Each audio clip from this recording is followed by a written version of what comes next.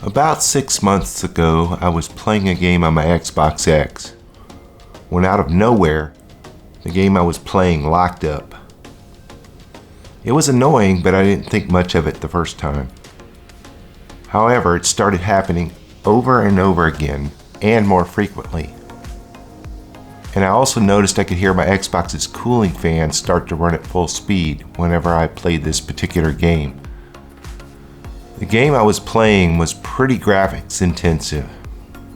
It didn't happen with some other games I played. All these symptoms together made it a good bet that my Xbox might be doing this because it was overheating. I knew that large accumulations of dust could restrict the inside airflow and cause my Xbox to overheat. The outside of my Xbox was pretty clean, including all the vents. So I wondered how bad the inside of it could really be. But I decided it was worth a try to take it apart to clean it. When I did get it open, I was pretty surprised to find out that one of the heat sinks had nearly ½ inch of dust on it. I cleaned it out thoroughly, put it back together, and I haven't had any problems since. So, if you're having a similar problem, I'll show you how I cleaned out my own Xbox. Before we get started, you're probably asking, will this void my Xbox's warranty? The only answer I can give is probably, but I'm not sure. If you're worried about it, I suggest taking care of your problem using your warranty. If anyone out there knows for sure about the Xbox warranty conditions one way or the other, please post your own experience in the comments below. Before I show you how to clean your Xbox, I'd like about 10 seconds of your time to watch a message from my sponsor.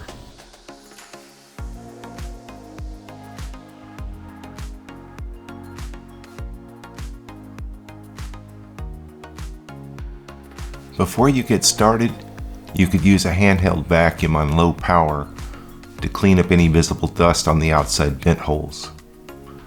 I'd only do that if it looks really clogged though. Avoid vacuuming any of the ports on the back.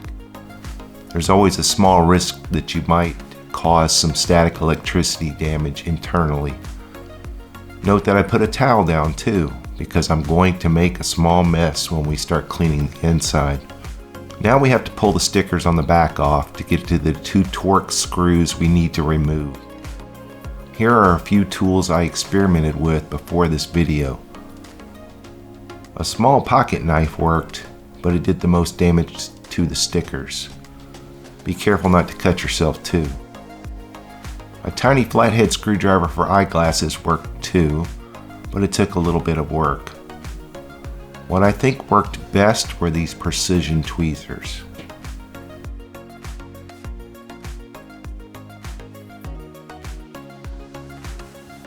Now peel back the small oblong sticker here. I'm going to carefully poke the tweezers under the edge, then grab and carefully pull up. After I finish this video, I'm going to throw my sticker away as I really don't see what purpose it has other than to make it more difficult for you to take your Xbox apart. If yours is under warranty though, you might want to keep it. Next, you need to partially peel back this big sticker here. Or if you don't care about a little damage to the sticker, you can just feel for the screw underneath the sticker right at the middle near the edge and just poke a small hole right through the sticker. But since I'm going to show you how to peel off the sticker, I'm going to use the tweezers again. Just poke the tweezer end underneath the corner, then keep pulling the corner up until you can grab it with your fingers. Peel it back slowly if you don't want to damage it. You only need to peel it back far enough to be able to see the screw underneath.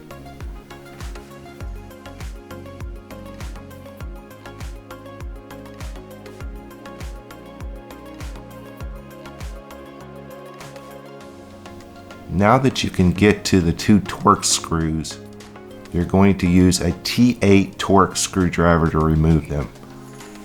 Here's a close-up of what the end looks like.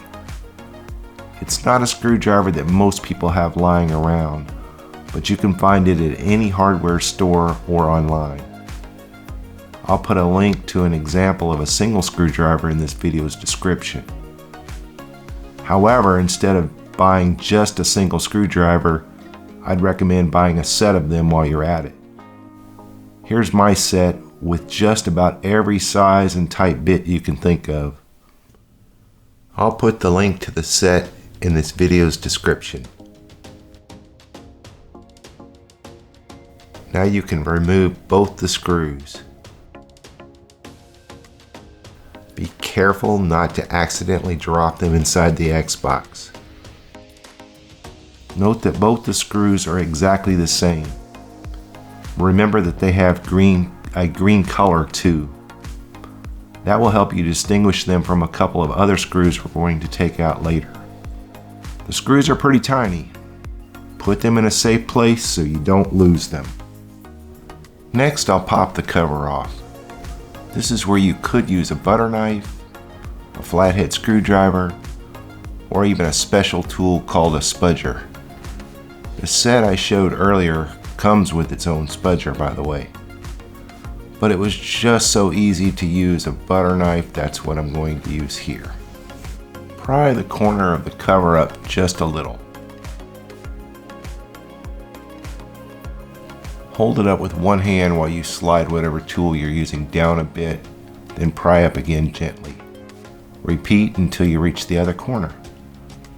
While you continue to hold up the corner, come around to the short side and pry up near the other corner. Pry up one more time on the opposite long side, then you should be able to carefully remove the entire cover.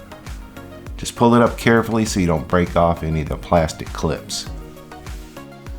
The heatsink is where you're going to see a lot of crud. This is where the majority of your dust and lint is going to be. This is the most important place you need to clean. That's because the cooling fan pulls air through the bottom, out through the heatsink and out the top. If there's no airflow, it will cause your Xbox to overheat. By the way, this is my wife's Xbox. It's not nearly as dirty as mine was. The lint on my heatsink was half an inch thick. That's why mine kept rebooting. I'm using some small plastic tweezers to pull out the worst of the lint, but you could also just reach in with your fingers and fish out what you can. Next, you can use a soft bristled brush to help loosen up what's in between the fins. I had a special brush for this, but you could also use a soft bristled toothbrush.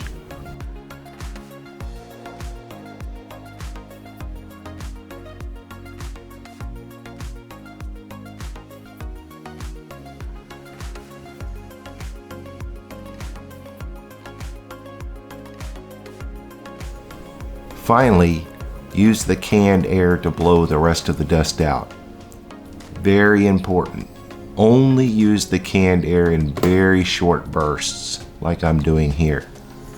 Keep the can upright as much as possible and don't shake it up. This is because spraying too long, shaking it up, or spraying it at a sideways angle can cause a lot of moisture to condense in the stream of air, risking damage to the inside of your Xbox.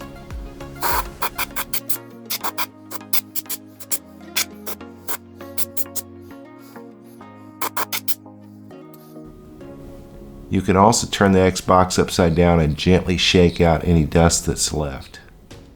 Like I said earlier, resist the urge to use a vacuum here so you don't risk damaging your Xbox. You can spray out the rest of the dust on top if you want. Just make sure you get the heatsink clean over anything else. Next, you're going to take the fan out and clean it. Take out the 3 screws that hold the fan in.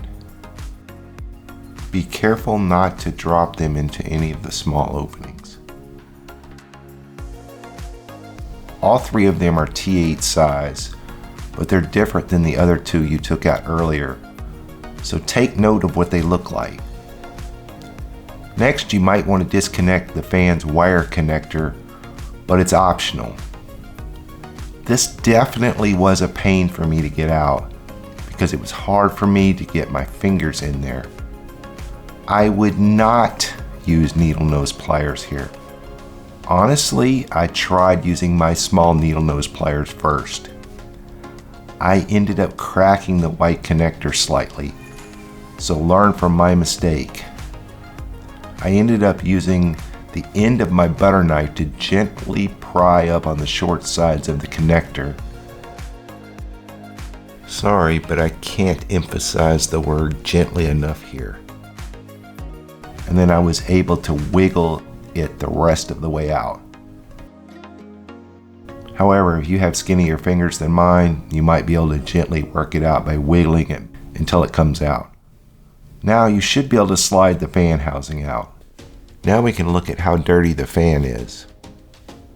This one isn't so bad that it restricts the movement of the fan, but it's definitely worth cleaning off. Take a look at the other heatsink that was covered by the fan. It probably won't be as bad since the airflow pushes out here. Clean this heatsink pretty much the same way you cleaned the other one. Clean it up with your brush, then hit it with some bursts of canned air. Spray down the other components on this side too. Now for the fan. I'm going to hit mine up with some canned air on both sides, paying particular attention to the inside housing where any buildup could potentially rub on the fan blades. I finish up here by rubbing the blades down with a damp cloth. You could even use a vacuum on it now since it's out of the casing.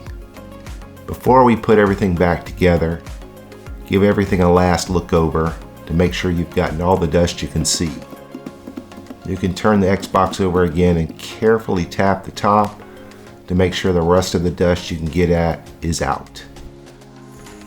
Now just reverse the process you used to take it apart. Slide the fan housing back in, put the wire connector back in.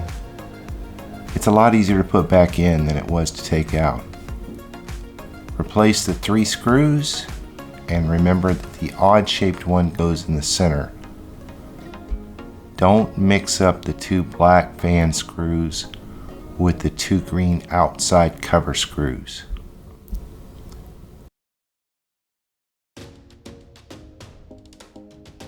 When you put the cover back on, make sure you fit the tabs on the fan side underneath. Carefully push down, making sure all the tabs are on the inside of the case so you don't accidentally break them. You should just be able to finish snapping it into place. Put the 2 Torx screws back in and tighten. Now, if you want, put the small oblong sticker back over the top of the Torx screw. Honestly, I'm just going to throw my sticker away after this video because mine's no longer under warranty. I'd advise keeping the big sticker on, however, since it has your model and serial number on it. If this is your first time doing this, the big sticker should have enough stickiness left to hold it down again. You can smooth it back down with a plastic putty spatula or your fingernail. Notice that I already poked a hole in my sticker for the screw for the next time I clean my Xbox. That's it. Hook it back up and test it out. Hopefully the dust you've just cleaned out was the problem and you won't have any more games crashing. If your games still crash after this, I'm sorry, but at least you've eliminated one potential problem. If I get enough interest in the comments, I might make another video about other ways to fix your Xbox. I'm no expert, but I've owned just about every model of Xbox since the 360 over the years. In fact, I have 4 different Xboxes in my own house right now, so I do know a few things. I hope this video helped you. If it did, drop me a like. If you'd like to see what else I can come up with in the future, then subscribe to my channel.